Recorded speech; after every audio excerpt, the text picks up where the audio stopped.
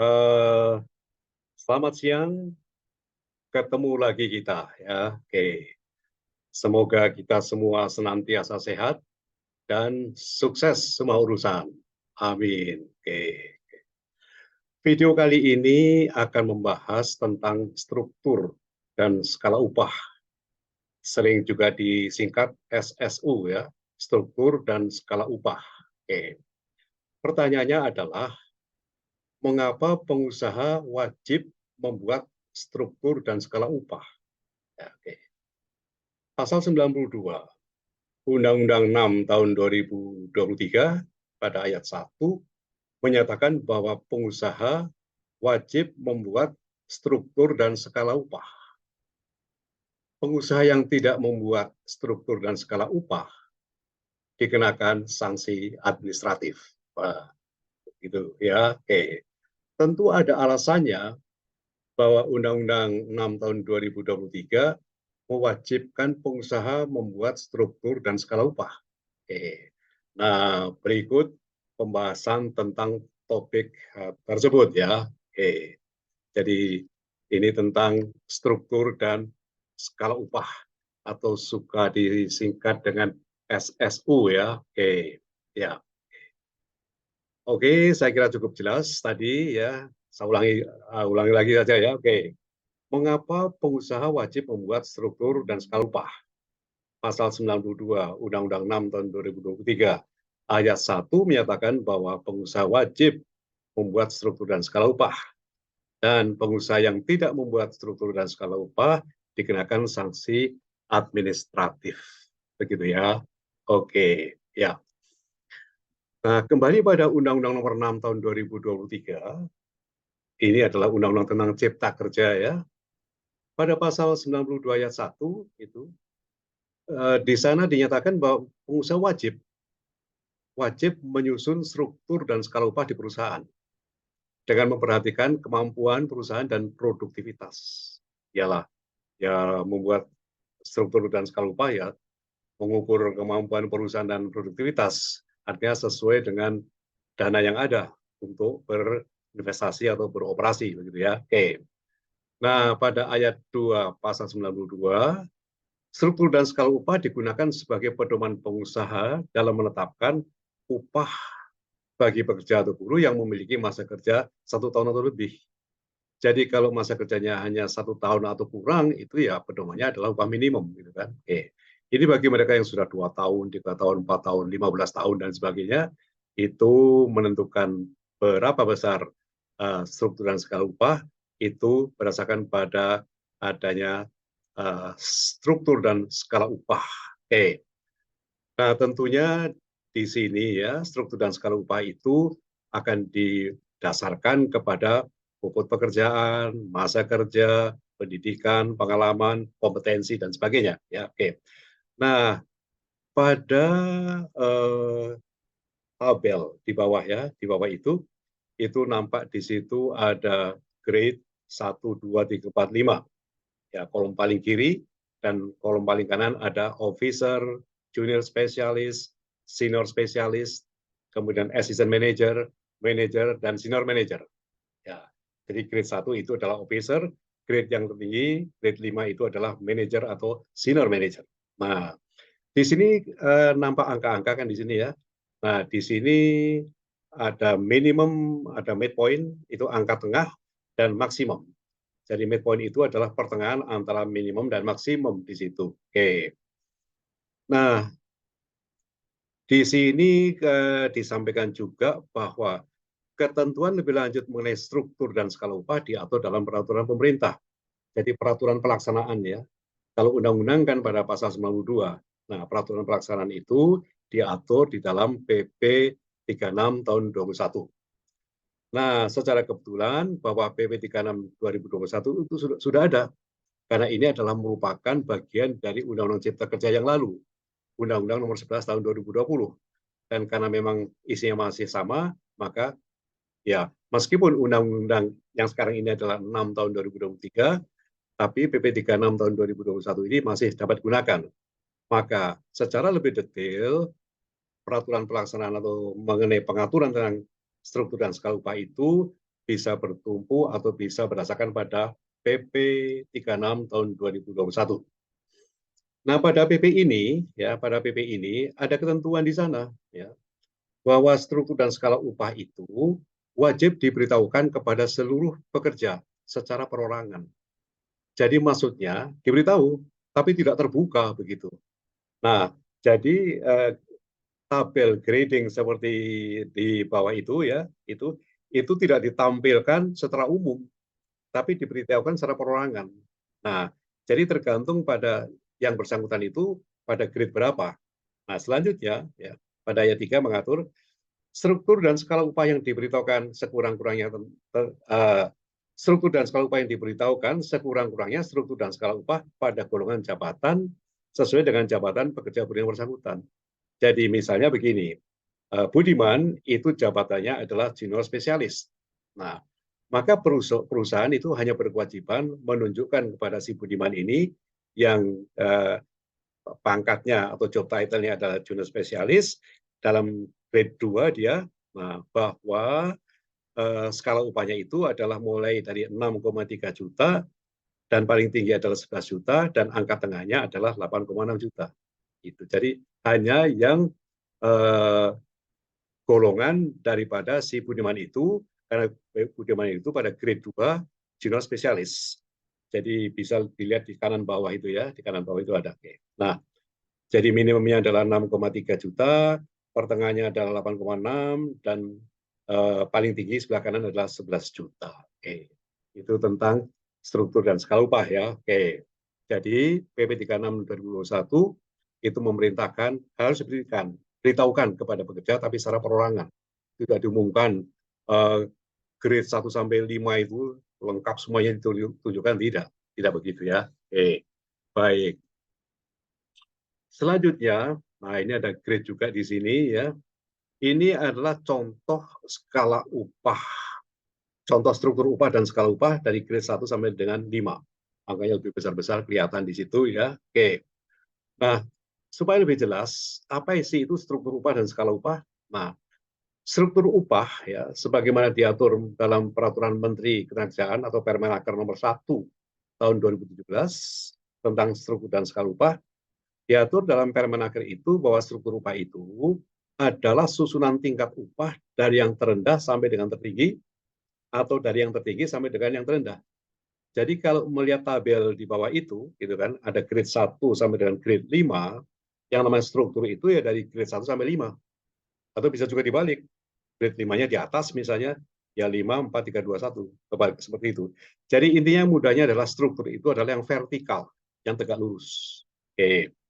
Adapun skala upah itu adalah kisaran atau range ya, nilai nominal upah dari yang terkecil sampai dengan yang terbesar untuk setiap golongan jabatan.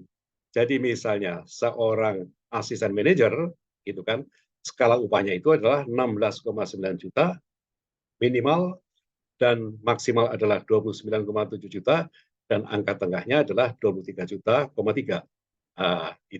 Itu adalah skala upah. Jadi dengan kata lain, gampangnya skala upah itu adalah horizontal. Ya, struktur upah itu adalah vertikal. Oke, oke ya. Oke. Selanjutnya, ya, di sini mengenai struktur dan skala upah wajib disusun oleh pengusaha dengan memperhatikan golongan jabatan, masa kerja, pendidikan, dan kompetensi. Jadi berdasarkan pada golongan, ya golongan itu maka ada golongan 1, golongan 2, golongan 3, 4, 5 itu tentu tanggung jawabnya beda-beda kan. Nah, beda-beda. Nah, kemudian juga ini menyangkut masa kerja dan pendidikan dan kompetensi.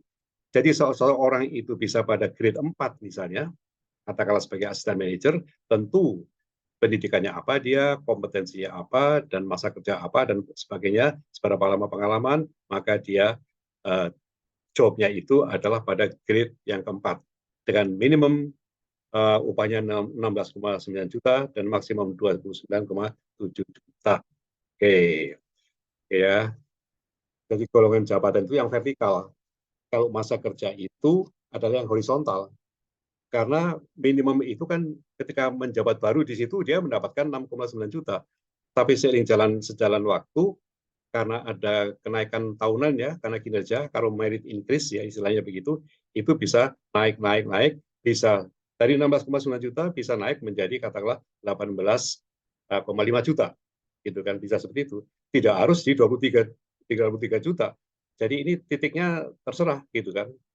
Dari 16,9 juta bisa juga naik menjadi 17,5 juta misalnya. Oke. Kemudian ada seseorang yang gajinya 22 juta, asisten manajer itu mungkin akan naik menjadi 24,1 juta. Ya, seperti itu, gitu ya. Yang terang bahwa skala itu adalah suatu rentang dari 16,9 juta sampai 29,7 juta. Itu adalah yang disebut dengan skala upah, itu horizontal. Baik. Nah, bicara tentang struktur dan skala upah, ya, unsur-unsur masa kerja, ya. Jadi untuk penentuan upah seorang pekerja itu berdasarkan unsur-unsur masa kerja, pendidikannya apa, kompetensi yang menjamin itu apa dan sebagainya. Jadi ada dasarnya. Dengan kata lain, maka dengan adanya struktur dan skala upah, itu perusahaan menunjukkan bahwa ada pedoman dalam memberikan upah kepada masing-masing pekerja. Bayangkan satu perusahaan itu misalnya pekerjanya 1.000, ya kan? Kan harus ada pedoman itu menentukan orang yang pertama dan orang yang ke-1.000, ya kan? Itu kalau 1.000, kalau 10.000, ya kan? Nah, itu semua itu dirumuskan dalam struktur dan skala upah dengan mempertimbangkan masa kerja, pendidikan, kompetensi, kemampuan dan sebagainya. Ya, itu adalah struktur dan skala upah. Jadi bisa dikatakan memang adanya struktur dan skala upah itu memang untuk mewujudkan keadilan, dan juga hal lain adalah memberikan semangat bagi pekerja untuk secara optimal melaksanakan tugas dan pekerjaannya. Karena dalam skala upahnya itu dia akan naik terus kan, kalau bagus, dan naiknya bisa juga banyak, begitu kan. Jadi ada saja misalnya seseorang yang besarnya upahnya itu hampir ke maksimum pada skalanya itu, pada pada apa levelnya itu, gitu ya. Oke. Nah, struktur dan skala upah mutlak diperlukan dalam hubungan kerja. Kenapa demikian? Di sini ada 5 alasan ya, ada 5 alasan. Pertama adalah salah satu sarana operasional proses produksi adalah adanya chart organisasi. Nah, ini yang di bawah ini yang biru warnanya itu ya, chart. Itu ada direktur utama paling atas, di bawahnya ada wakil direktur utama, ya. Kemudian di bawahnya lagi ada direktur operasional, ya, ada direktur produksi, ada direktur keuangan, ada direktur SDM, ke bawahnya lagi ada kepala divisi dan sebagainya. Itu yang disebut dengan chart organisasi. Ya. Oke, jadi bagian organisasi lah seperti itu. Nah, di situ mengandung ya ada upah juga di situ kan, tapi dan upah itu digambarkan di sebelah kanan, yaitu sampai 5 itu katakanlah begitu, misal begitu. Dan bicara struktur nggak cuma 5, tergantung pada besar kecilnya perusahaan kan. Seperti suatu BUMN itu bisa-bisa sampai 20 levelnya, grade 1 sampai grade 20 gitu ya. Oke. Tapi kalau skalanya tetap sama, minimum berapa dan maksimum berapa dan pertengahannya midpoint-nya berapa. Oke, golongan disusun dan dalam tingkat-tingkat jabatan berdasarkan cakupan bobot, cakupan tanggung jawab ya, bobot pekerjaan, kesulitan pekerjaan, dan masing-masing tingkat. Struktur dan skala upah disusun dari mulai upah yang paling tinggi ke paling rendah, atau sebaliknya. Ada yang pakai sistem tinggi dulu. Misalnya dimulai dari grade 20 dulu. Nah, grade 20 itu gajinya di bawah misalnya itu sudah 60 juta misalnya. Oh, ini perusahaan besar ini kan. 60 juta sebelah kanan mungkin bisa 150 atau seperti apa kira-kira gitu ya. Begitu. Jadi bisa demikian. Berdasarkan mekanisme tersebut, maka upah untuk satu golongan dari satu tingkat dipastikan sebanding dan proporsional dengan upah golongan dari tingkat yang lain. Jadi jaraknya sudah diatur. Ya. Kenapa? Dari grade 1, grade 2, grade 3 itu ada ketentuannya. Dan itu tercermin di situ juga tentang tanggung jawab, bobot, kemudian tingkat kesulitan, dan sebagainya. Nah, setiap pekerja akan dibayar dengan upah yang sesuai dengan cakupan, bobot, dan kesulitan terkait dengan tugas yang menjadi tanggung jawabnya. Nah, lagi-lagi di sini keadilan dalam pengupahan dilaksanakan dan ditegakkan. Jadi memang struktur dan skala upah itu perlu, wajib. Ya. Jadi dalam hal ini undang-undang ingin memastikan bahwa manajemen atau pengelolaan pengupahan satu perusahaan itu ada dasarnya, ada kalkulasinya, dan dilaksanakan dengan adil dan juga profesional. Baik, oke. Ya, kita lanjut. Nah, jadi kesimpulannya adalah ya, satu, peraturan perundang-undangan lain, di situ ada Undang-Undang Nomor 6 Tahun 2023 tentang Cipta Kerja, PP 36 Tahun 2021 tentang pengupahan peran Menteri Tenaga Kerja 1 2017 ya, tentang struktur dan skala upah, dengan tegas menyatakan perlunya dan wajib dibuat struktur dan skala upah oleh pengusaha. Oke. Kemudian struktur dan skala upah wajib diberitahukan kepada semua pekerja. Ya. Pemberitahuan dilakukan secara perorangan, tadi sudah disampaikan ya, itu adalah berdasarkan pada PP 36 tahun 2021. Struktur dan skala upah yang diberitahukan pekerja hanya sebatas pada hubungan jabatan pekerja yang bersangkutan. Jadi seorang pekerja itu tidak tahu skala upah atasannya. Misalnya katakanlah seorang junior spesialis itu tidak tahu skala upah minimum maksimumnya dari manajernya. Itu rahasia kok. Iya, itu rahasia begitu. Oke. Dan yang keempat, dengan adanya struktur dan skala upah, perusahaan dan pekerja mengetahui bahwa imbalan garis miring kompensasi bagi pekerja diatur dengan baik dan terbuka. Ini penting ini, kepercayaan ini. Jangan sampai pekerja merasa bahwa tidak adil dan sebagainya gitu ya. Tentang pengupahan ini sangat sensitif, sangat peka ini gitu ya. Oke. Yang kelima dan yang terakhir adalah pelanggaran berupa tidak membuat struktur dan skala upah. Bisa saja kan perusahaan itu tidak membuat struktur dan skala upah, itu diancam dengan sanksi administratif yang tata cara pelaksanaannya hingga saat ini belum dibuat oleh pemerintah. Jadi pemerintah itu belum membuat peraturan administratif ya apabila perusahaan tidak membuat struktur dan skala upah. Begitu. Waduh. Iya ya. Ya, jujur saja sekarang kita buka-bukaan. Jadi bila ada suatu perusahaan itu ternyata tidak membuat struktur dan skala upah, itu belum dapat dikenakan sanksi administratif karena belum ada peraturan pemerintah yang mengatur itu. Ya itu kenyataan saya sampaikan di sini. Baik, demikian sampai di sini ya. Oke. Jadi pembahasan mengenai struktur dan skala upah. Oke, sampai di sini.